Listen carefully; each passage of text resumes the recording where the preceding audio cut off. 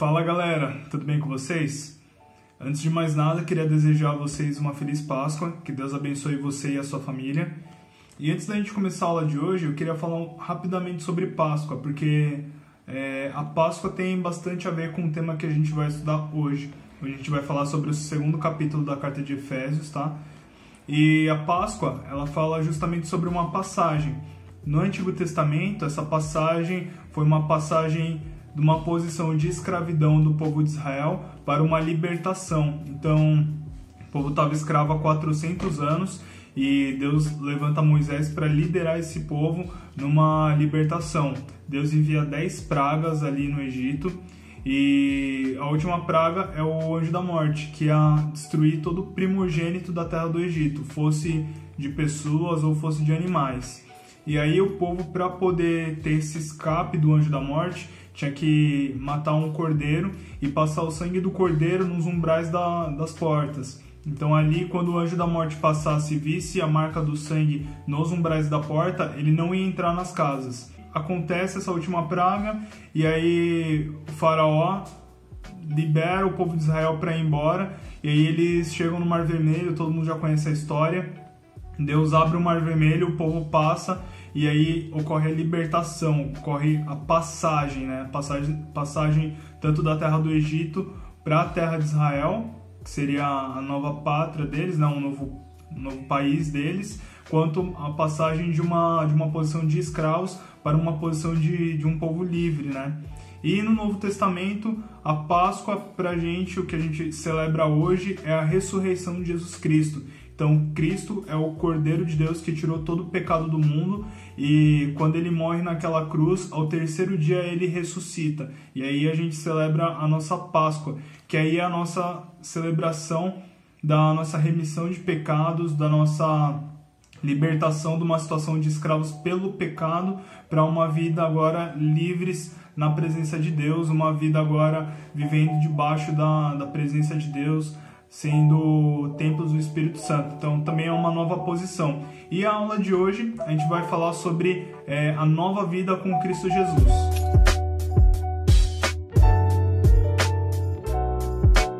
Hoje o Renatinho não está aqui comigo, não deu certo a gente gravar junto dessa vez, mas a gente vai tentar gravar junto aí nas próximas aulas, tá, gente? Então, se você não viu o vídeo das aulas passadas, procura aqui no YouTube, eu vou deixar aqui em cima no card, também vou deixar no final do vídeo para você procurar e assistir o vídeo também, tá? Então, fazendo um comparativo, agora a gente está entrando no capítulo 2 da carta de Efésios, e é interessante que no capítulo 1, Paulo ele fala um pouquinho sobre o plano de Deus nas nossas vidas. Então, você lembra na aula passada, quando o Renatinho falou que nós fomos chamados para sermos santos, para sermos irrepreensíveis? Tudo isso daí era plano de Deus, né? E para que a gente fosse abençoado com bênçãos espirituais. Isso daí estava nos planos de Deus. Agora, no capítulo 2, Paulo está tratando a concretização desse plano nas nossas vidas. Como que a gente realmente muda de posição para uma posição de escravos para uma nova vida, né? Uma nova vida com Cristo Jesus. Nesse capítulo 2, Paulo ele faz bastante um contraste do que a gente é por natureza, do que o ser humano é por natureza sem Jesus Cristo, e depois ele coloca em xeque como que é essa nova vida debaixo da presença de Deus, como que é essa nova vida, como ele mesmo fala aqui, ressuscitados com Cristo Jesus. E tudo isso daí mediante a graça de Deus. Então nós fomos tirados da sepultura e a gente foi elevado até o trono. Você lembra na aula passada que a gente estava falando que nós éramos escravos e agora a gente é herdeiro com Cristo Jesus?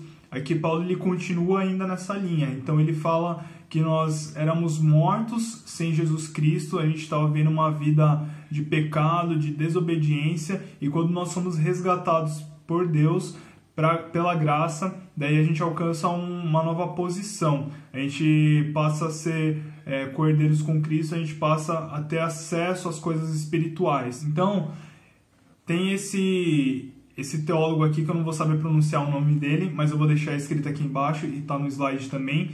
Ele sugere uma percepção sobre 4 grandes obras que é realizado nas nossas vidas, tá bom? Quando a gente sai da sepultura para o trono. A primeira delas é, antes da gente ter um encontro com Jesus Cristo, a gente tem a obra do pecado em nós. depois a gente entra naquilo que Deus faz por nós, depois a gente entra naquilo que Deus faz em nós, a obra de Deus em nós, e por fim a obra que Deus realiza através de nós. E a gente vai falar um pouquinho sobre esses 4 pilares. Para falar um pouquinho sobre aquilo que o pecado faz em nós, a gente vai dar uma olhadinha aqui no capítulo 2 de Efésios e a gente vai ler do versículo 1 até o versículo 3. Diz o seguinte: Ele lhes deu vida quando vocês estavam mortos em suas transgressões e pecados, nos quais vocês andaram no outro tempo, segundo o curso deste mundo, segundo o príncipe da potestade do ar, do espírito que agora atua nos filhos da desobediência. Entre eles também nós, todos andamos no passado, segundo as inclinações da nossa carne, fazendo a vontade da carne e dos pensamentos, e éramos por natureza filhos da ira, como também os demais. Então aqui, Paulo ele começa falando sobre a situação que o homem está. E Paulo ele não fala simplesmente que o pecado nas nossas vidas causa algum tipo de doença, causa algum tipo de mal-estar, mas ele é bem radical e ele é bem incisivo quando ele diz que o pecado ele gera morte. Ele fala que estávamos mortos em nossas transgressões e pecados. E aí você deve estar pensando, mas poxa, tem um monte de gente que não é cristã, que faz coisas boas, que realiza boas obras. E de fato, essa morte que Paulo está se referindo é uma morte espiritual. Não quer dizer que uma pessoa que não é cristã ela não pode realizar boas obras. Ela pode até ter uma moral elevada, ela pode até ser uma pessoa bem educada, ética e etc. Só que ela não vai conseguir produzir frutos espirituais. Então ela não vai ter o Espírito Santo habitando dentro do coração dela. E lembra na aula passada que a gente falou que o Espírito é o selo, é o nosso penhor. Então essa pessoa ela não vai obter a salvação, infelizmente. A nossa salvação ela vem pela graça mediante a fé. E aí depois a gente vai ver, né? Não é por obras. Então por mais que uma pessoa seja boa, isso não significa que ela vai ser salva. A salvação ela vem pela graça através da fé. Uma pessoa que ela tá morta, uma pessoa que morreu, ela não tem estímulo nenhum. Uma pessoa que ela tá morta, ela não reage a nada. E uma pessoa que morreu espiritualmente, uma pessoa que não tem Jesus Cristo, ela também não vai conseguir lidar com as questões espirituais. E é claro que aí entra o Espírito Santo convencendo o homem do pecado, da justiça e do juízo. Mas é bem provável que aquilo que a gente reconhece pela fé, quando a gente está no culto, quando a gente adora a Deus, quando a gente sente a presença de Deus, tudo isso é o Espírito Santo que está habitando em nós, que está fazendo a obra dele. E uma pessoa que ainda não confessou com a sua boca, não reconheceu que Jesus Cristo é o único suficiente Salvador, ela não vai ter acesso a essas questões espirituais, ela não vai reagir às questões espirituais. E essa morte, ela é gerada justamente pelo pecado, tá, gente? Então, lá em Romanos fala que o salário do pecado é a morte, mas o dom gratuito de Deus é a vida eterna. E lembra quando a gente estudou sobre pecado? A gente falou que pecado é errar o alvo. Então, quando a gente peca, a gente está errando o alvo, que seria cumprir a vontade de Deus. E a gente ainda tem uma outra tradução para pecado, que seriam transgressões. E aí, transgressão é quando a gente tem uma barreira que a gente sabe que a gente não pode ultrapassar e a gente acaba ultrapassando. Daí a gente está transgredindo, a gente está desobedecendo a palavra de Deus. E isso daí também é pecado, e o pecado, ele gera morte. E é interessante a gente pensar também que o pecado ele não é simplesmente um ato definitivo, tá? Então, quando a gente peca uma vez, a gente está abrindo uma brecha para uma sucessão de ações pecaminosas.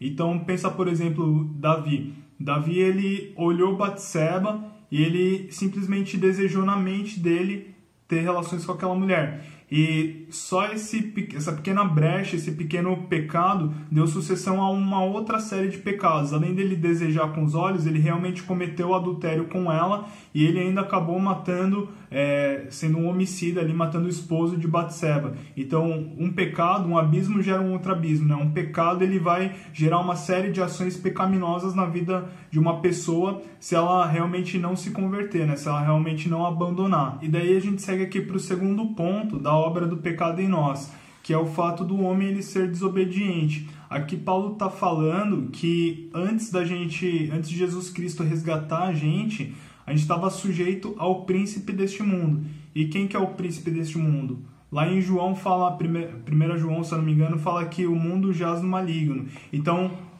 todo esse sistema do mundo, tudo isso daí está sob domínio de Satanás. Claro que Deus é soberano sobre todas as coisas, mas aqueles que não estão debaixo do reinado, não estão dentro do reino de Deus, eles estão sim sujeitos àquilo que o diabo está impondo às pessoas, né? Então está sob o domínio de Satanás. Por mais que a gente não enxergue as coisas que acontecem no mundo espiritual de forma nítida, a gente não enxerga os demônios, os anjos, exceto alguns casos que Deus realmente abre os nossos olhos espirituais, mas às vezes por a gente não ver, a gente acaba desacreditando que essas coisas são reais. E o diabo, ele é real, embora a gente não veja ele é real e ele está atuando aí, ele está ao derredor como um leão buscando a quem possa tragar. E a gente precisa sempre estar bem acautelado, né? Não dar brecha, sempre estar debaixo da presença de Deus, sempre da dependência de Deus, vigiando e orando em todo o tempo. Então, quando a Bíblia fala sobre o filho da desobediência, todos aqueles que não são filhos de Deus, né? Não confessaram com sua boca que Jesus Cristo é o único suficiente Salvador, aqueles que não estão na presença de Deus. Estes são os filhos da desobediência. Além disso, quando a gente pensa no pecado contra nós, quando nós ainda não tínhamos tido um encontro verdadeiro com Jesus Cristo, e isso torna a gente desobediente, a gente pensa também na carne. E a carne não é a nossa carne material, física, mas seria a nossa natureza. Então a gente tem uma natureza pecaminosa, a gente tem uma natureza adâmica. Quando Adão pecou lá no Jardim do Éden, toda a próxima geração carregava dentro de si esse pecado, carregava dentro de si essa inclinação para pecar. E isso é a carne, né? Então a carne ela vai tentar atuar, são os nossos desejos tanto na nossa mente quanto no nosso coração, que pode levar a gente a desobedecer. Por isso que a gente tem que estar sempre vigiando e sempre se fortalecendo no espírito, para que a carne seja sempre esmagada, né? Então a gente tem que fazer sempre a vontade do espírito para não se deixar ser tentado pelas nossas vontades, pelos nossos desejos. E isso é tão sério que até Jeremias, lá no capítulo 13, no versículo 23, fala sobre isso. A gente tem uma natureza que a gente não consegue mudar. Por mais que até Paulo fala isso, né? O bem que eu quero fazer, isso daí eu não consigo, né? Mas o mal que eu não quero fazer, isso daí eu faço e estou sempre fazendo, faço e refaço. E lá em Jeremias 13, versículo 23, fala um pouquinho sobre isso. Diz assim: será que o etíope pode mudar a sua pele, ou o leopardo as suas manchas? Se fosse possível, também vocês poderiam fazer o bem, estando acostumados a fazer o mal.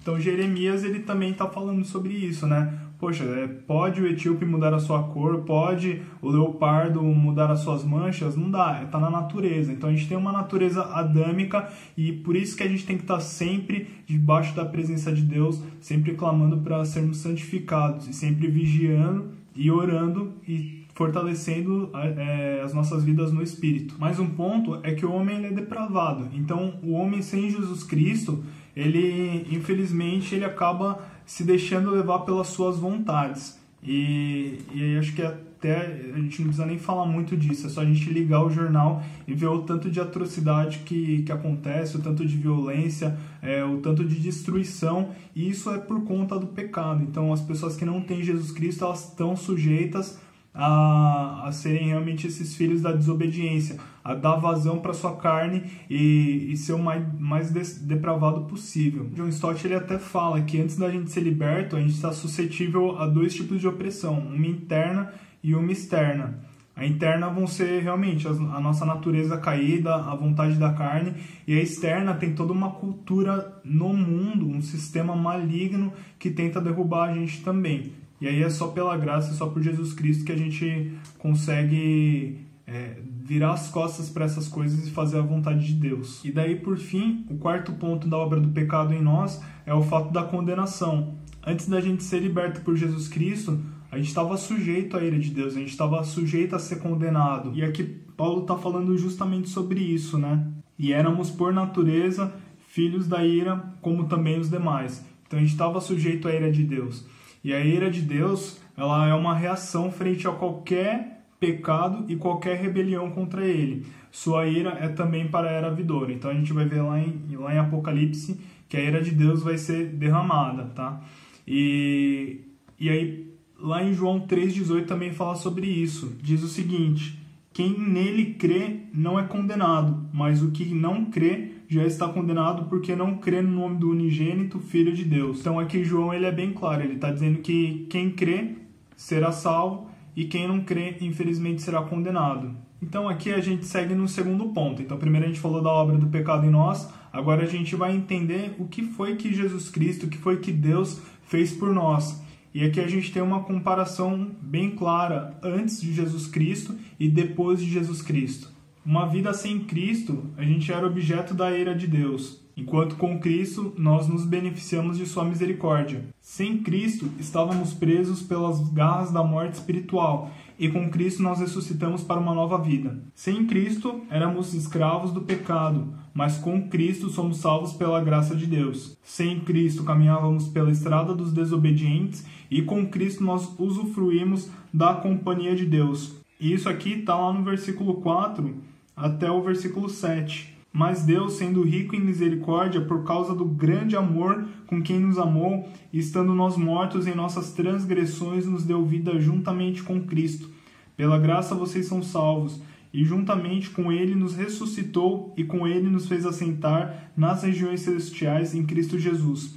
Deus fez isso para mostrar nos tempos vindouros a suprema riqueza da sua graça e em bondade para conosco em Cristo Jesus. Então, a obra de Deus por nós começa primeiramente no amor. Então, aqui Paulo está falando, mas Deus é tão rico em misericórdia e nos amou tanto. E ele fala, né, mesmo a gente estando mortos, Deus foi lá e morreu na cruz para que a gente pudesse alcançar a salvação juntamente com Cristo. Então, Deus é amoroso e Deus também é rico em misericórdia. Deus também, ele nos ressuscitou e é interessante que a gente para pensar um pouquinho nisso. E é tanto uma ressurreição espiritual quanto uma ressurreição futura, quando os nossos corpos, até a gente falou um pouquinho disso na aula passada, quando os nossos corpos eles forem, aquilo que é corruptível vai ser revestido da incorruptibilidade. E isso daí é graças a Jesus Cristo, é graças à obra que ele fez naquela cruz do Calvário, nos resgatando e nos trazendo salvação. Então, quando Jesus Cristo morre naquela cruz do Calvário, automaticamente ele nos resgata, né? Ele tira a gente daquela situação de morte espiritual e ele nos dá uma nova vida, né? Quem crê em mim, rios de água viva fluirão do seu interior, né? Cristo fala, né, que ele é o caminho, a verdade e a vida, né? Uma vida, e essa vida que ele traz é uma vida para a eternidade, né? Não é simplesmente uma vida para ser vivida aqui nessa terra, mas é uma vida que vai jorrar para a eternidade. Paulo continua falando que Deus nos ressuscitou com Cristo e agora a gente se assenta com Jesus Cristo nos domínios celestiais, porque estamos em Cristo Jesus. Aqui também mostra que Deus também nos exaltou, mas não tem nada a ver com nós próprios nos exaltarmos com orgulho, não tem nada a ver com isso. Essa exaltação é uma mudança de posição. Então, enquanto éramos como mortos, agora juntamente com Jesus Cristo nós fomos elevados até os domínios celestiais. Nisso existe uma exaltação. Então não tem nada a ver com a gente se orgulhar, se achar os bons. A gente tem que ser sempre humilde. Essa exaltação é uma mudança de posição. E ela se dá em 3 fases. Então primeiro Deus nos dá vida, depois ele nos ressuscita, e então a gente se assenta com ele nas regiões celestiais ou nos domínios celestiais. E aqui entra nos pontos muito bonitos, que é em relação à nossa salvação. Acho que o mais importante que a gente precisa entender sobre salvação é que se nós estamos salvos, ou se nós fomos salvos por Jesus Cristo, tudo isso daí é para a glória de Deus. Olha o que Paulo está dizendo aqui. Deus fez isto para mostrar nos tempos vindouros a suprema riqueza da sua graça, em bondade para conosco em Cristo Jesus.